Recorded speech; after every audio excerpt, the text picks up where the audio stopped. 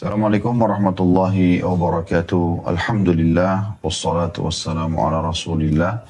Segala puji dan puja kehadirat Allah subhanahu wa ta'ala, juga salawat dan taslim kepada Nabi besar Muhammad sallallahu alaihi wa ala alihi wa sahbihi wasallam. Ketemu lagi teman-teman sekalian di hari Kamis siang. Kita membahas bedah buku Wanita Muslimah Ina Surga, menulis oleh Syekh Abdullah bin Jarullah Al-Jarullah. Dan kita akan masuk ke judul yang sudah kami berikan di flyer, berdandan sesuai dengan syariat. Saudaraku seiman, Islam memerintahkan kita agar selalu bersih, rapi, ya, wangi. Ini semua bagian daripada anjuran agama Islam. Dalam sebuah hadis kata Nabi SAW, Inna Allaha jamilun yuhibbul jamal. Allah itu indah, bersih, rapi, sempurna, ya, dan menyukai semua itu.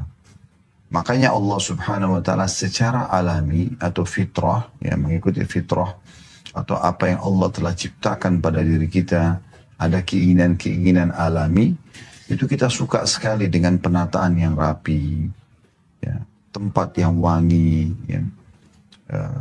Kita juga merasa nyaman pada saat kita menggunakan pakaian yang bagus, ya, menyisir rambut dengan rapi. Kita juga nyaman pada saat kita menemukan badan kita lagi gerah, ya, kemudian kita mandi, ya, dengan bersihnya, misalnya dengan menggunakan sabun, dengan menggosok badan, dengan menggunakan sampo.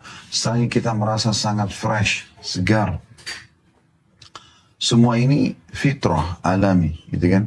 Kita juga sebaliknya tidak suka dengan bau-bau yang kurang sedap. Misalnya bau mulut, ya, nafas, bau ketiak. Ada saja, bau apa saja. Ya. Keringat saja sudah membuat kita tidak betah. Kita gerah, ya. Dan kita berharap segera lepas dari pakaian yang sudah basah dengan keringatan. Kita berharap segera bisa mandi, membersihkan tubuh dari badan yang sudah penuh dengan keringat misalnya. Padahal kalau kita mau pikir, keringat adalah cairan, gitu kan, yang bisa saja dia bertahan, gitu. Ada sebagian orang coba bertahan dengan dirinya seperti itu, tapi pasti orang lain tidak akan nyaman dengan dia, ya. Sampai dalam Islam, Nabi SAW melarang orang ke masjid kalau makan bawang mentah, gitu. Beliau bersabda dalam hadisnya, siapa yang makan, ya, sayuran ini, maka jangan menyentuh masjid kami. Kata Umar bin Khattab, siapa yang harus memakannya pun, maka dia harus betul-betul masak sampai matang, baru dia konsumsi. Itu pun dianjurkan sebelum ke masjid dia membersihkan dengan kumur-kumur, ya, atau sikat gigi, gitu kan. Karena orang biasanya umumnya menggunakan bawang dalam masakannya, gitu kan. Tetapi ini semua hanya untuk itu sebenarnya. Hari Jumat kita dianjurkan orang mau ke masjid untuk mandi yang bersih. Bahkan kata Nabi SAW, man gassala wagtasal. Siapa yang mencuci rambutnya sampai bersih, kemudian mencuci tubuhnya, seluruh tubuhnya dengan bersih, kemudian dia memakai baju terbaiknya, dia pakai minyak wangi terbaiknya, kemudian dia ke masjid tanpa melangkahi pundak orang-orang, dan dia dengarkan khatib pada saat menyampaikan khutbah, lalu dia sholat Jumat kecuali dibersihkan dosa-dosanya yang lalu. Anda bisa bayangkan, Allah subhanahu wa ta'ala menghubungkan pembersihan dosa dalam hadis keutamaan Jumat ini dengan bersihnya tubuh, dengan wanginya, ya. Maka kita dianjurkan untuk menggunakan pakaian yang bagus, ya, bersih, nyaman buat kita. Juga pemandangan orang, tidak ada yang memandang kita negatif, gitu kan. Kita juga dianjurkan untuk merawat tubuh, ya.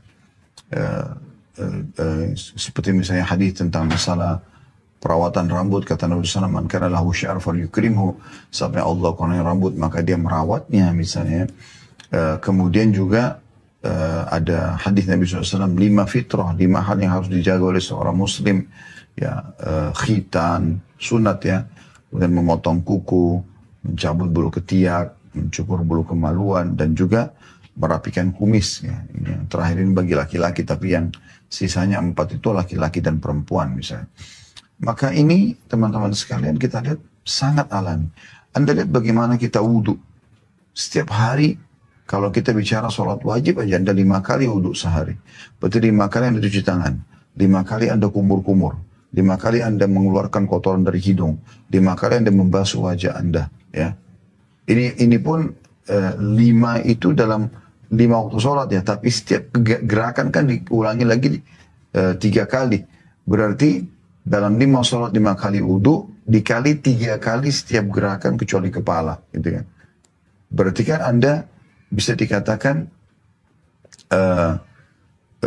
mencuci tangan yang 3 kali itu dikali 5 waktu sholat. Berarti 15 kali Anda cuci tangan sehari. 15 kali Anda kumur-kumur.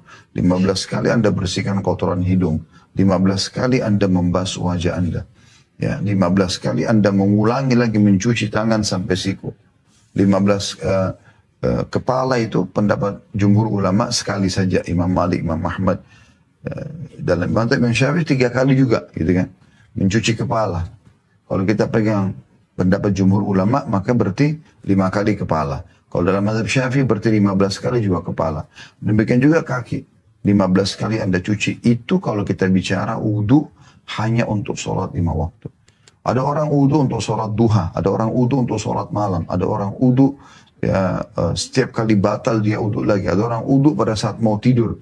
Mengikuti sunnah Nabi SAW. Jadi Anda bisa bayangkan bagaimana luar biasanya ya Islam menghubungkan antara kesehatan ibadah itu dengan kebersihan dan kerapian. Ya. Demikian juga hadis Nabi SAW, kalau aku tidak beratkan umatku, aku akan perintahkan mereka untuk bersiwak setiap kali mau wudhu, riwayatnya setiap kali mau sholat, membersihkan mulut. Kalau anjuran medis sekarang 2 sampai 3 kali gosok gigi dalam sehari, Islam puluhan kali Anda dianjurkan untuk sikat gigi dalam sehari. Ya, karena kalau setiap sholat kita dianjurkan bersiwak atau membersihkan gigi, orang kalau tidak punya kayu siwak dia ganti dengan sikat gigi.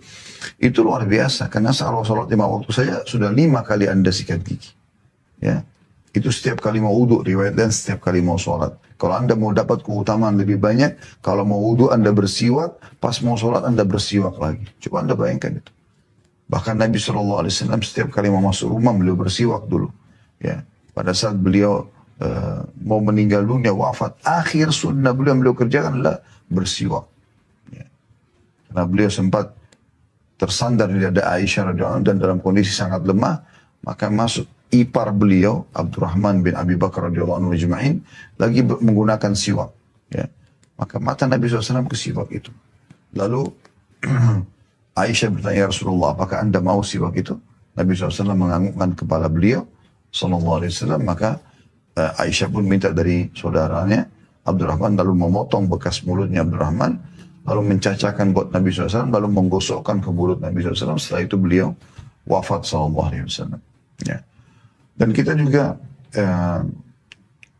tahu bahwasanya dalil-dalil tentang masalah di akhirat, nanti di surga, Anda lihat selalu digambarkan bidadari yang cantik-cantik, bersih, ya, memiliki tubuh yang ideal, gitu kan.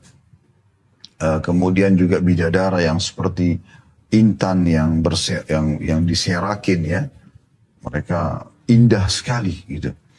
Terus digambarkan surga itu tempat yang wangi, yang bersih, tanahnya kasturi, ya, lumpurnya kasturi, bau kasturi, bau parfum yang paling mahal, gitu, yang paling bagus. Coba Anda bayangkan ini, bagaimana gambaran dalam Islam tentang masalah kebersihan dan kerapian ini. Nah biasanya orang kalau mau menyempurnakan kebersihan dan kerapiannya, maka ada istilah kita dengan dandan, ya. Dandan itu berarti lebih menyempurnakan lagi. Setelah Anda mandi, Anda dandan, ya.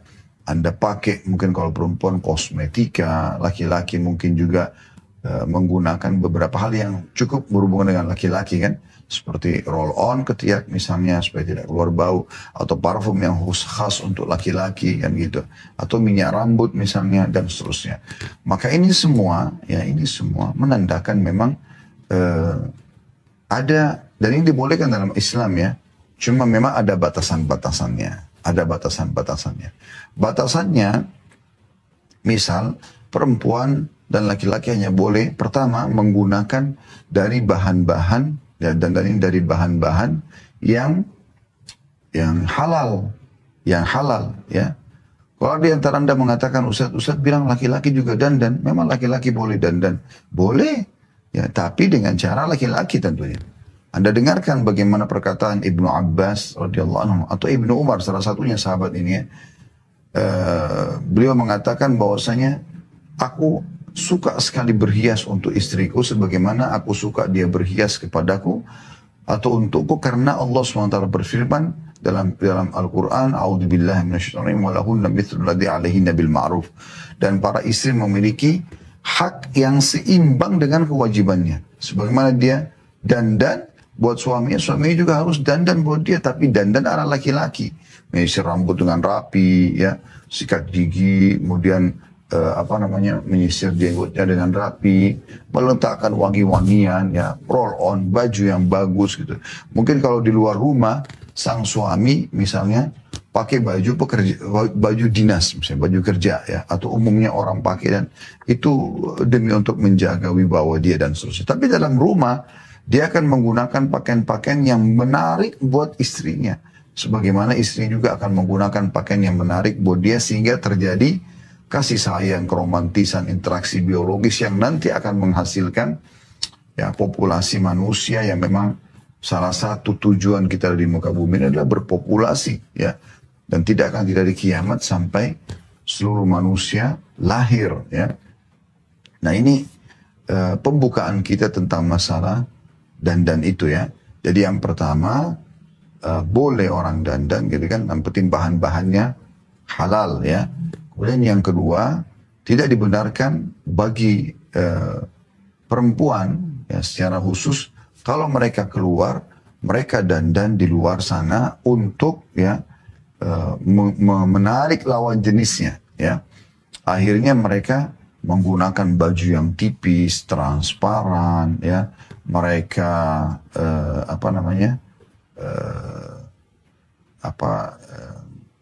mereka menggunakan baju yang tipis, transparan, mereka tidak berhijab, ya, kemudian pakai wangi-wangian, dandanan yang menor, ya, sehingga akhirnya menjadi fitnah dan masuk dalam umumnya sabda Nabi Shallallahu Alaihi Wasallam, gitu kan, bahwasanya aku tidak meninggalkan fitnah lebih besar bagi kaum laki-laki dibandingkan kaum wanita, gitu ya. Itu berbahaya sekali, akan terjadi kerusakan tatanan masyarakat, ya, karena fitnah-fitnah terjadi ini justru karena terjadinya banyak interaksi yang berlebihan, ya, yang diberikan kebebasan sebebas-bebasnya, sehingga sebagian orang bahkan sudah tidak punya rasa malu.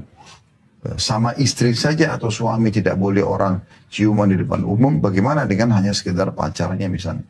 Tapi itu terjadi karena memang diberikan kelapangan untuk itu, ya. Diberikan ke lapangan untuk itu. Jadi ini poin juga harus digarisbawahi. Jadi tidak boleh dia dandan untuk menyebarkan kerusakan, ya, supaya para kaum laki-laki tergoda misalnya, dan terjadilah interaksi biologis yang haram atau dikenal dengan perzinahan, gitu kan.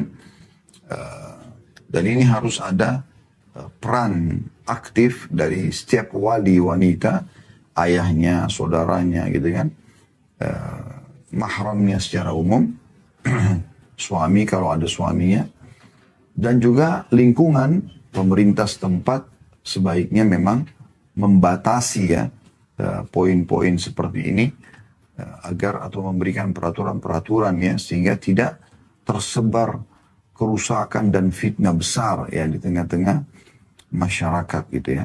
Anda bayangkan betapa kacaunya kalau seandainya seorang wanita dandan dengan menornya, kemudian dia lewat, lalu kemudian ada laki-laki yang menggoda dia dan dia tertarik, padahal dia statusnya istri orang misalnya, ada suami dia, tapi akhirnya dia selingkuh, ya. Atau misalnya bagaimana perasaan suaminya, atau misalnya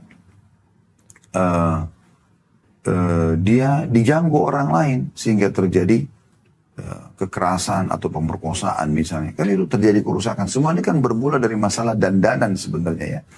Andai saja kita mengikuti syariat Allah Subhanahu wa taala dalam masalah dandanan ini, artinya adabnya adalah ya kita boleh tapi menggunakan yang halal. Kemudian yang kedua, perempuan secara khusus jangan mereka justru menor-menor di luar, wangi-wangian di luar. Nah, Islam sudah membatasi itu. Ya, karena terjadi kerusakan yang sangat besar gitu. Berapa banyak rumah tangga rusak gara-gara masalah ini. Ya, gara-gara si istri bebas tampil di medsos, kemudian dia dengan cantiknya, dengan indahnya rambutnya, dengan lantunan suaranya yang indah, semua yang harusnya digunakan untuk suami dia, akhirnya dikonsumsi umum dan berinteraksi sama lawan jenis, ya akhirnya terjadi perselingkuhan dan rusak rumah tangga dia. Korbanlah anak-anak dalam perceraian tersebut misalnya. Nah ini banyak efek-efek yang berbahaya sekali, ya. Sebaliknya kalau kita lihat, saya pernah merasakan sendiri pada saat tinggal di Saudi. Ya, ini bukan karena membedakan dengan negara kita, sama sekali tidak. Saya cuma berbagi pengalaman ya pada saat saya melihat, saya tinggal di kota Madinah dulu. Kami kalau keluar, kami melihat semua perempuan berhijab. Semua perempuan, bahkan mayoritasnya bercadar. Baik itu di pasar, di jalan, ya di mana saja. Di mana saja. Minimal sekali jilbab. Kayak misalnya kita masuk ke rumah sakit, ada perawat-perawat, maka pakai jilbab.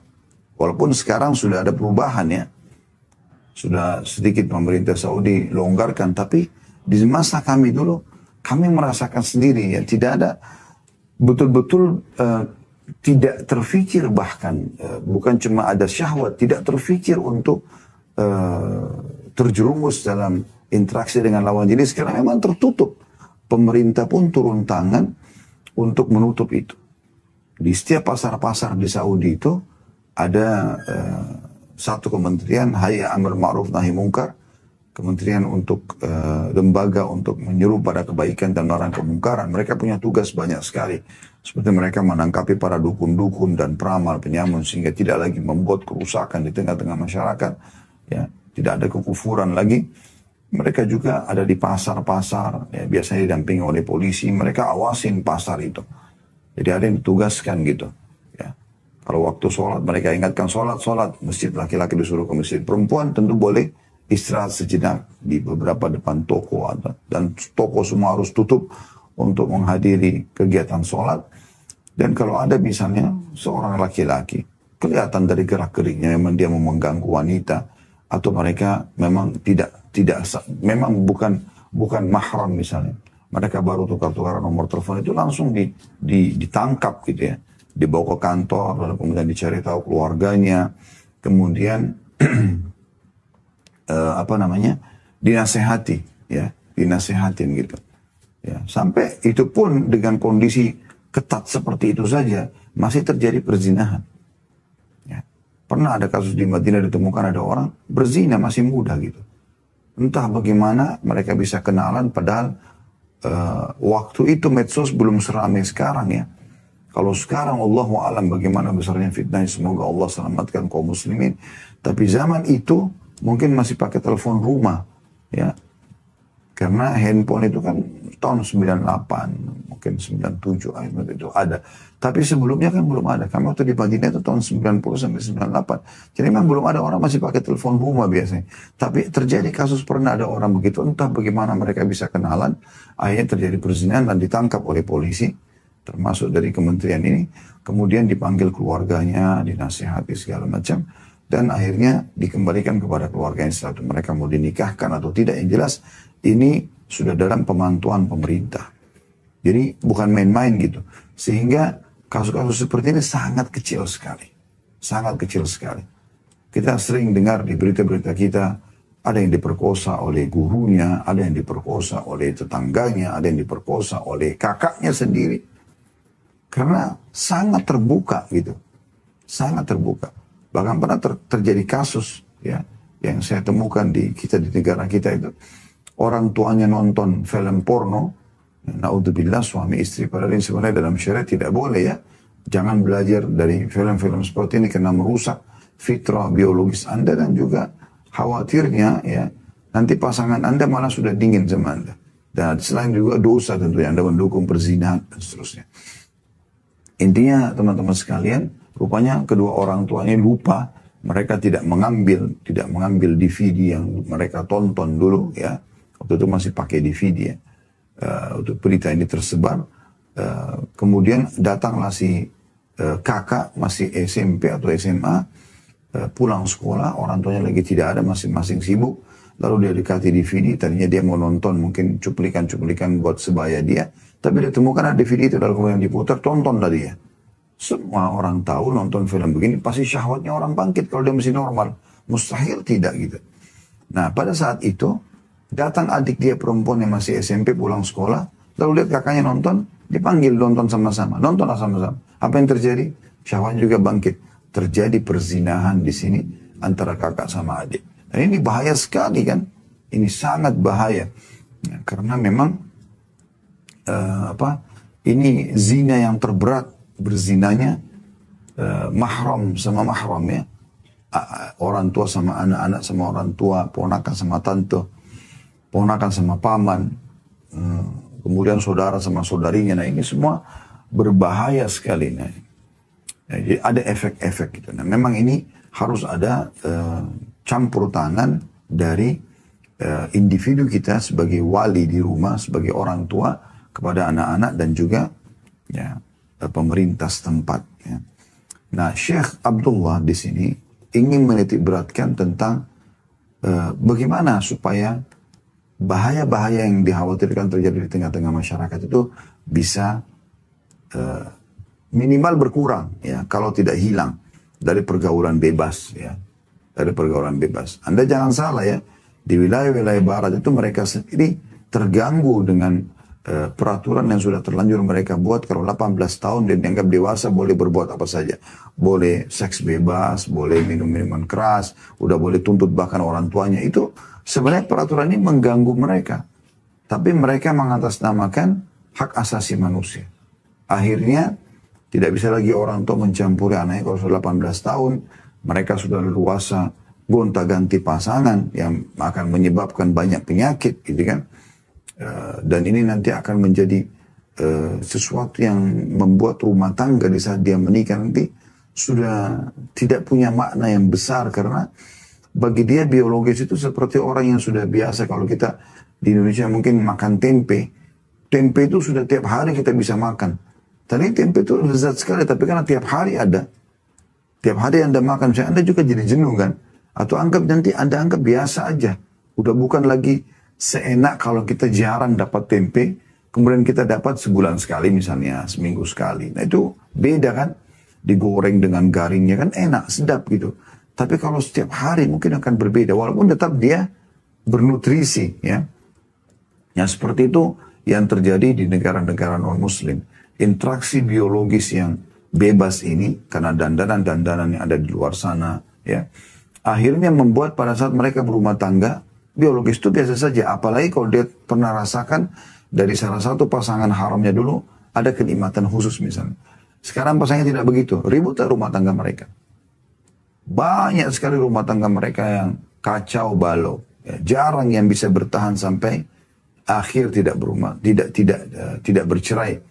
Dalam Islam terlalu banyak bahkan, ya, sangat banyak atau mayoritasnya mereka justru bertahan, ya, karena mereka tidak, apalagi yang tidak memulai dengan pacaran misalnya, tidak memulai dengan hal-hal haram, dengan izin Allah Subhanahu Wa Taala, dia akan merasa kenikmatan tersendiri dalam biologis itu, ya.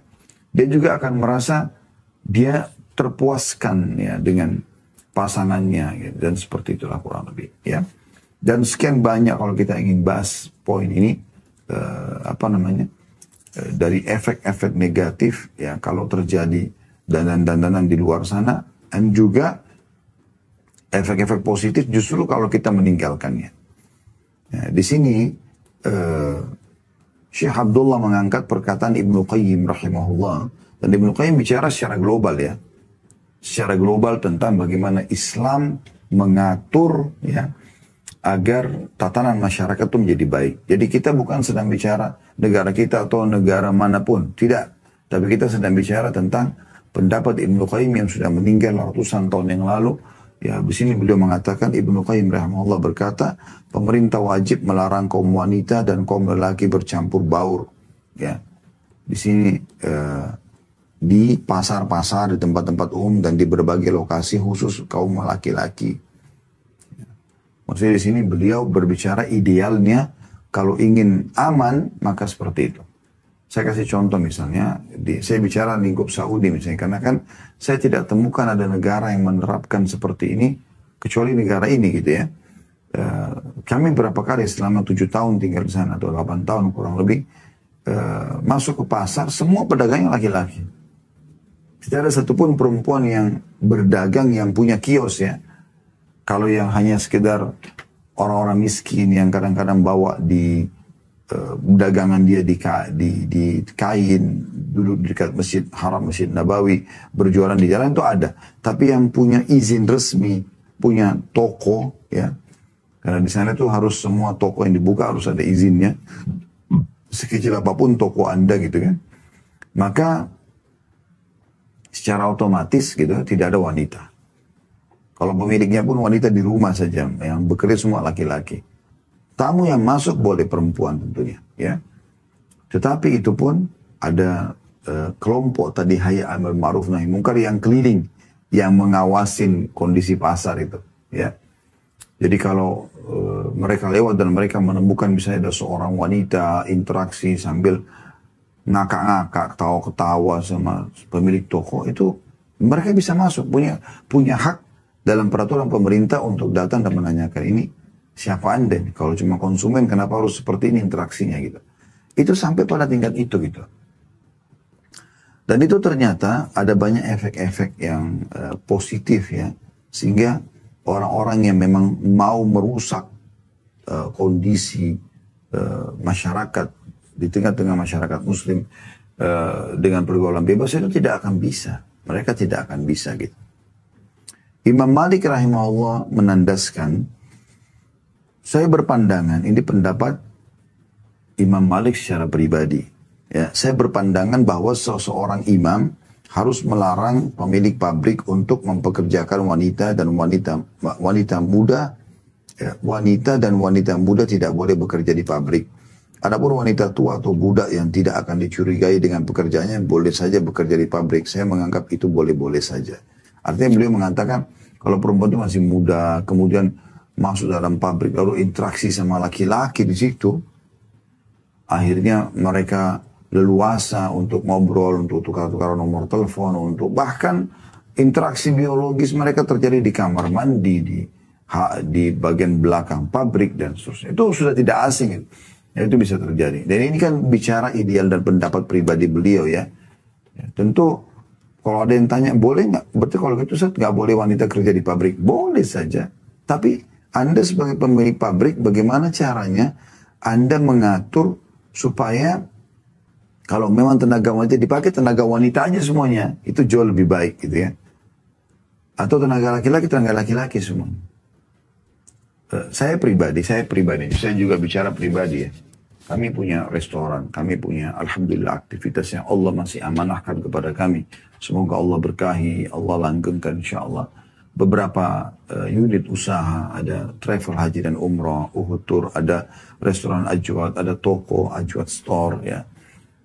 Ada kami kantor digital studio ini untuk kegiatan dakwah, ada yayasan sosial ya.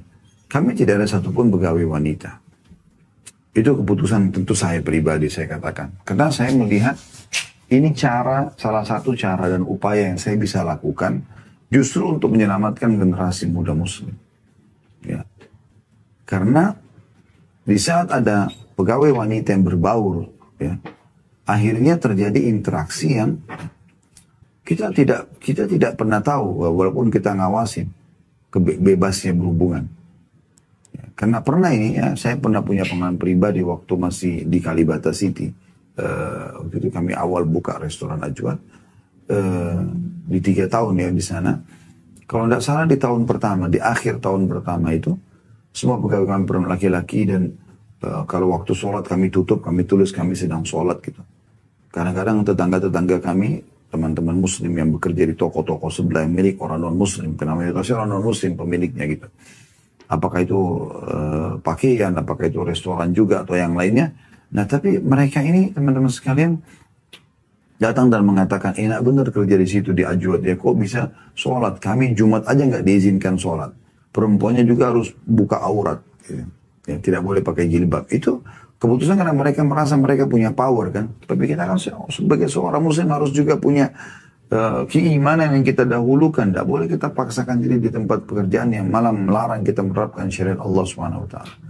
Tapi pada saat itu ada satu masa di mana saya sempat berpikir, di hari Jumat di mall, semua pegawai laki-laki kami pergi ke masjid. Dan semua laki-laki umumnya pergi ke masjid ya. Kecuali yang memang kurang beriman kepada Allah atau laki-laki kafir. Nah banyak ibu-ibu yang di hari Jumat itu sesuai informasi sampai ke kami, yang suaminya sholat. Karena waktu itu ada Masjid Nurullah sebagai fasum di situ di Kalibata. Dan kebetulan saya waktu itu diminta jadi penasehatnya di saat kami masih di sana ya. Yang sholat di situ, Masya Allah bisa nampung sampai 2.000 orang, cukup besar gitu. Mereka pada sholat Jumat. Nah di situ banyak ibu-ibu yang nongkrong, kadang-kadang bahkan duduk di restoran kami gitu. Mereka kadang-kadang minta dilayani minum aja, udah nggak bisa karena semua pegawai kita sholat. Di situ sempat terlintas ada masa di mana saya ingin pekerjakan wanita. Subhanallah, kita buka lowongan pekerjaan, yang penting muslimah pakai hijab segala macam. Dan kita fokus mereka ke waitress. Mereka tidak masuk ke dapur supaya tidak interaksi lagi banyak sama teman-teman laki-laki. Dan itu jumlahnya mungkin 3 atau 4 orang saja dari sekian banyak pegawai yang ada. Subhanallah, mungkin baru 2 minggu berjalan, ya, mulai terlihat gelagat-gelagat yang ketawa-ketawa sama pegawai yang lain, tepak-tepukan, ya. Bahkan yang lebih parah sempat ada satu ibu atau bapak yang datang, waktu itu saya lagi tidak ada, datang kemudian disampaikan keluh kesah itu kepada salah satu dari staf kami di situ. Kalau ibu ini anaknya bekerja jadi waitress di tempat kami dan kami tidak tahu. Ya, kalau ini adalah ibunya, dia mengatakan anak saya apa yang ada yang lihat. Kata kami nggak tahu gitu. Ya. Kemudian dia mengatakan anak saya semalam tidak pulang ke rumah. Saya telepon handphonenya mati gitu. Akhirnya ditelusuri oleh orang tuanya sama teman-teman di Ajwad, di restoran.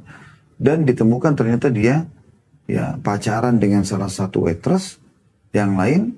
Ya, kemudian mereka janjian ya, keluar, entah nginep di mana.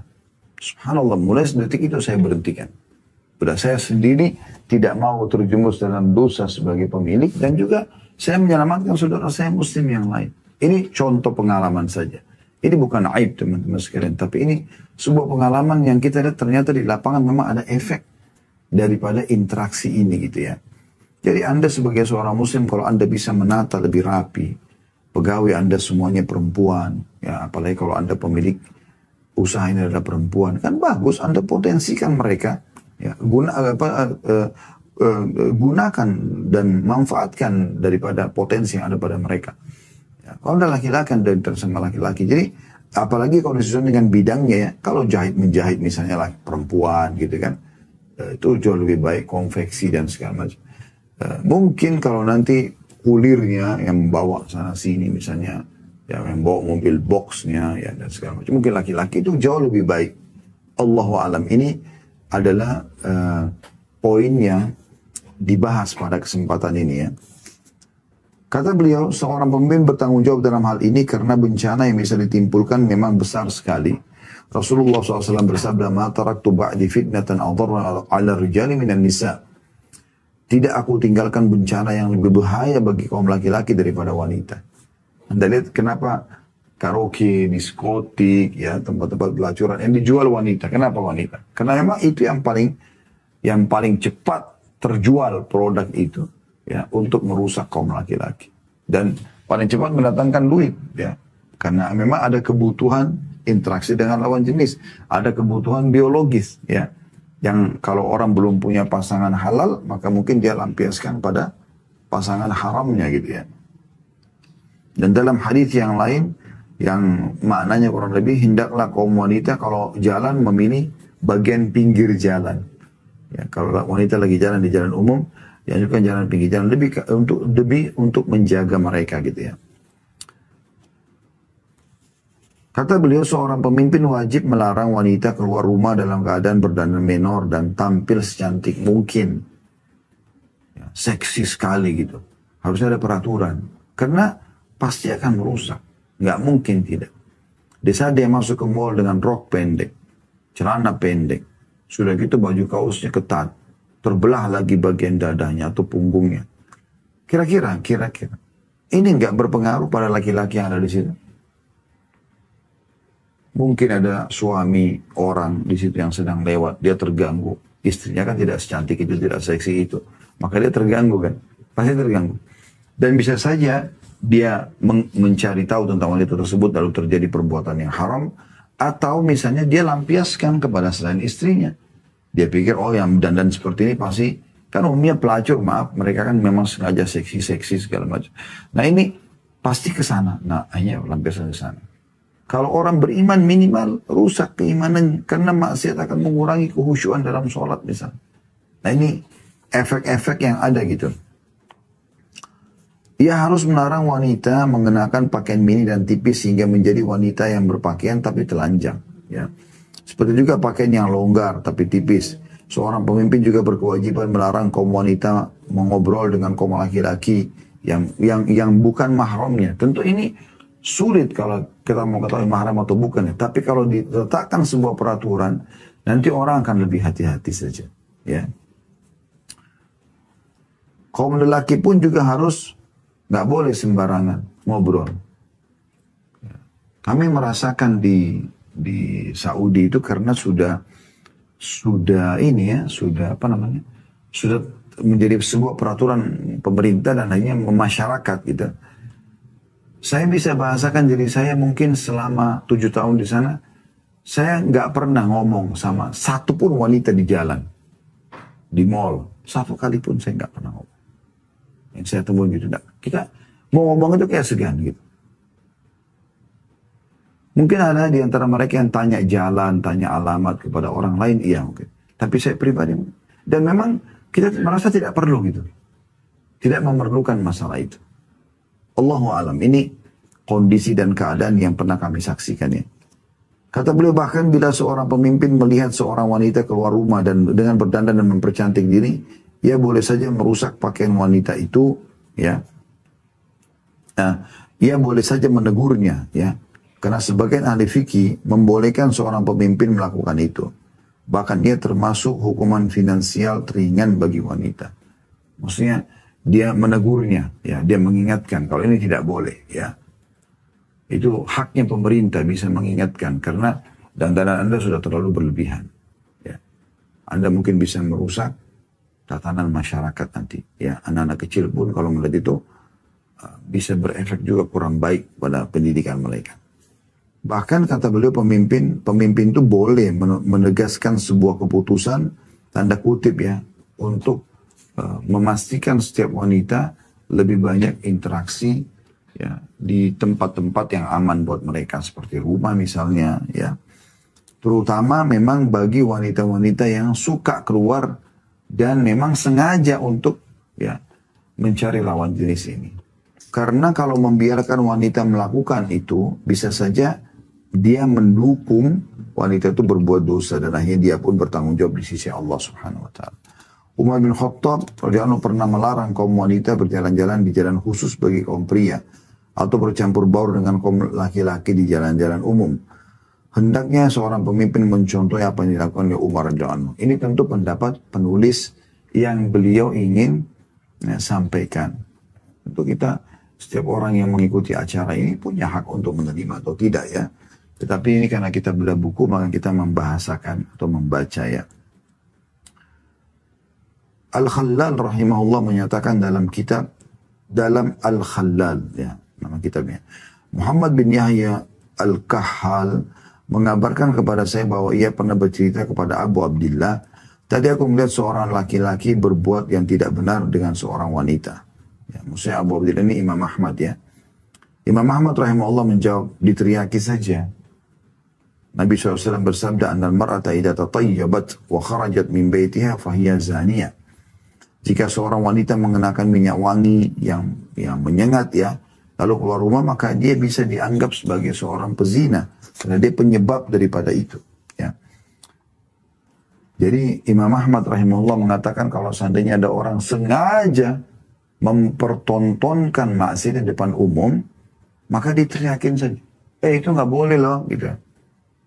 Karena kalau tidak dilakukan, maka bisa saja dia hari ini 1-2 orang, besok akan datang 3-4 orang di tempat yang sama, lusa, dan akhirnya menjadi tempat perzinahan.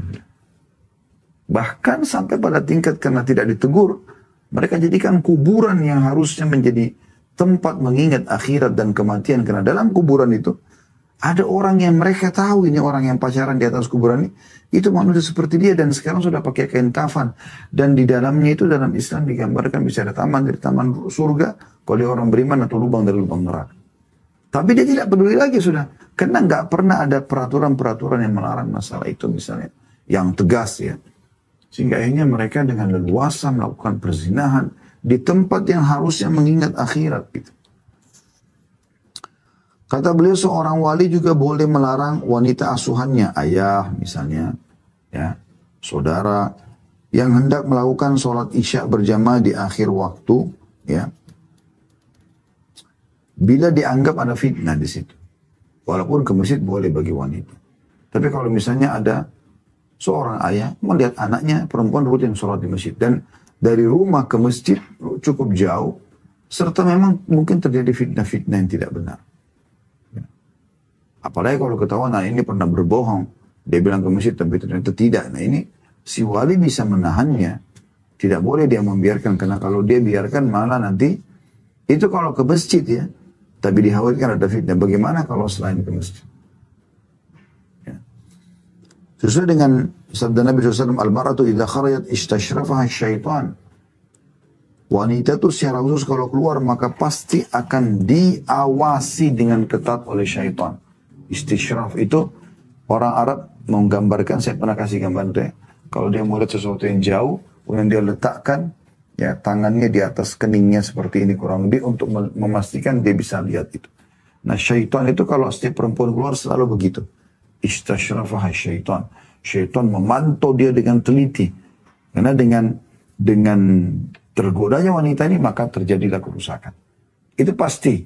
Ya subhanallah. Wanita itu biar jelek teman-teman sekalian. Kalau sudah dia yang ingin terjadi perzinahan itu umumnya terjadi. Beda kalau laki-laki yang mau dan perempuan nolak. Kecuali dia menggunakan pemerkosaan. Tapi kalau sudah perempuan yang nolak sudah tidak ada lagi. Tidak bisa dia buat apa-apa laki-laki itu. Allahu a'lam. Selanjutnya Syekh Abdullah melanjutkan setelah menyampaikan hadis tadi ya.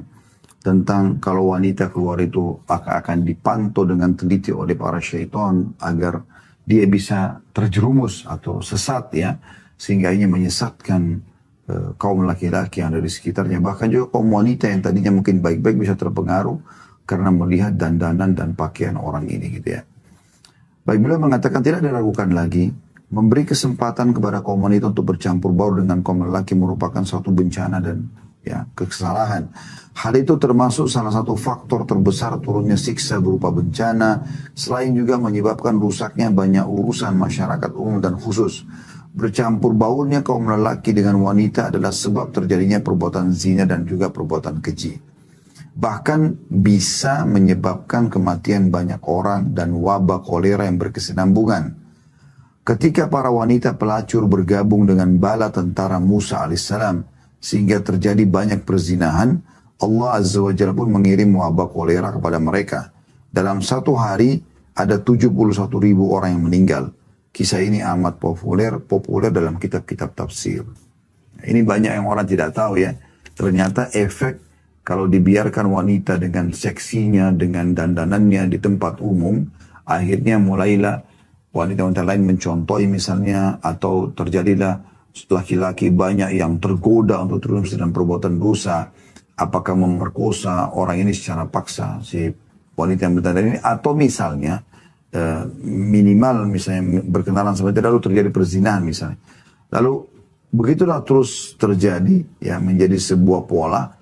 Orang tidak sadar ini adalah perbuatan zina yang merupakan dosa besar yang akhirnya menjadi memasyarakat, dan ini menyebabkan datangnya musibah ya.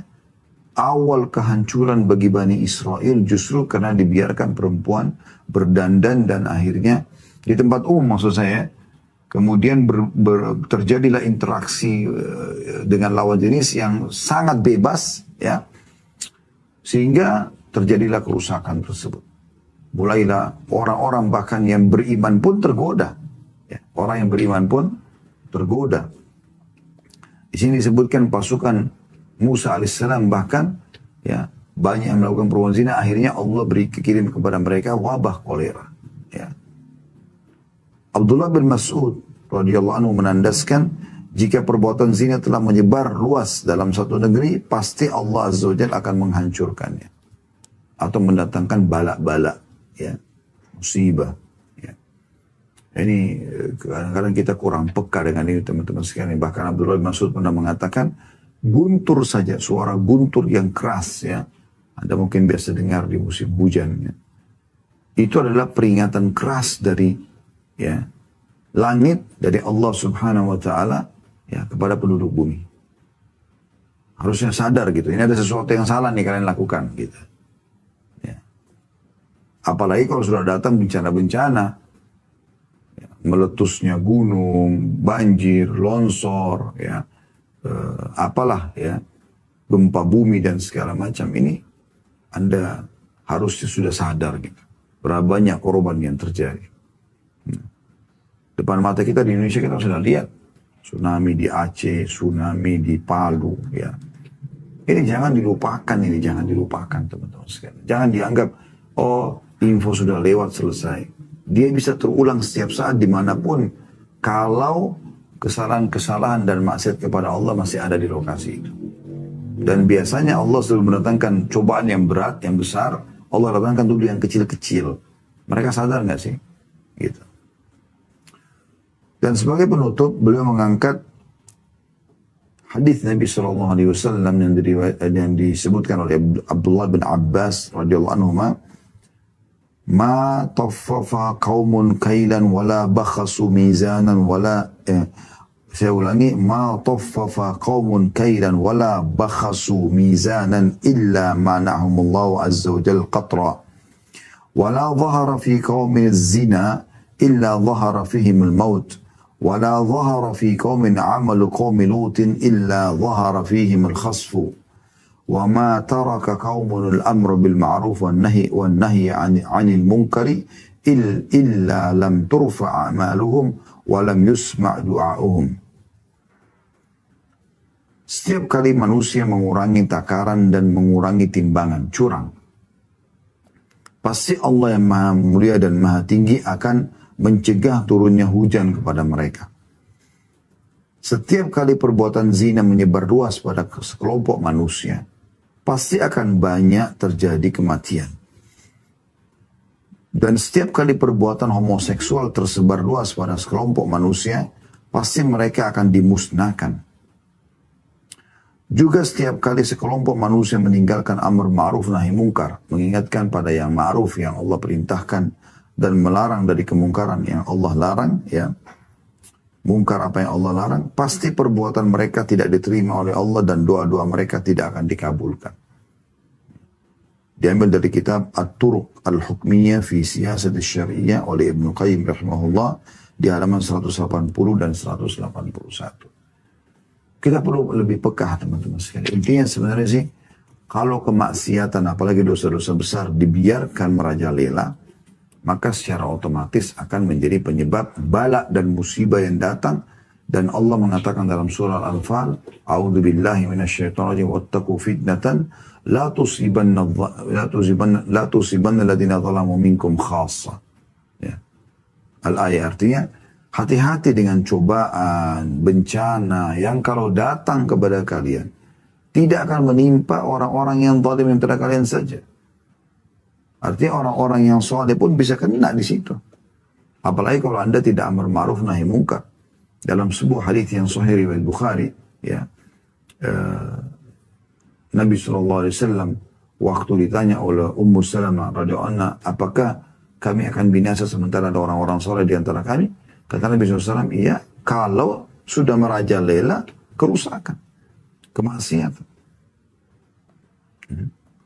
Jadi jangan anggap remeh masalah ini, karena ini masalahnya menjadi bencana nasional, bencana internasional. Itu peringatan dari Allah, karena memang Allah haramkan perbuatan-perbuatan ini, dan mayoritas ya, yang ada di muka bumi ini, ya, profetis ya, Yahudi, Nasrani, Muslim tahu ini. Wah, ini perbuatan zina nggak boleh, khamar ini nggak boleh. Mereka tahu sebenarnya dalam agama mereka. Mayoritasnya itu dalam penduduk bumi ini yang 7,5 miliar, mungkin mereka bisa mencapai angka 6 miliaran. Harus tahu, dan ini jangan dibiarkan. Kita tidak perlu sejalan dengan ahli kitab, tapi Islam, kita bicara lingkup Islam saja itu sudah cukup. Yang kita ini bisa dikatakan kalau secara lingkup agama kita mayoritas penduduk bumi sekarang. Ya, walaupun banyak di antara kita yang masih miskin, kondisi ekonominya segala macam, tapi banyak umat Islam miliaran jumlahnya, gitu kan? Miliaran jumlahnya. Kalau kita terapkan peraturan Allah Subhanahu wa taala ini, maka akan sangat berpengaruh untuk tidak datang bencana-bencana tersebut. Tapi yang kita sayangkan malah kita terjerumus, ya. Kita terjerumus dan kita membiarkan kemaksiatan tersebut. Ingat hadis Bukhari sebagai penutup, teman-teman, di sini saya akan bacakan pertanyaan. Kata Nabi SAW, satu hari pernah Jibril diutus oleh Allah untuk membinasakan satu negeri. Mau dihancurkan. Jibril datang, lalu Jibril menemukan ada satu di situ penduduk orang soleh. Lalu kata Nabi SAW, Jibril balik kepada Allah lalu mengatakan, ya Allah, di negeri itu ada hambamu fulan, orang soleh. Kata Allah SWT, mulai siksa dari dia. Dia duluan kena, baru kemudian yang lainnya.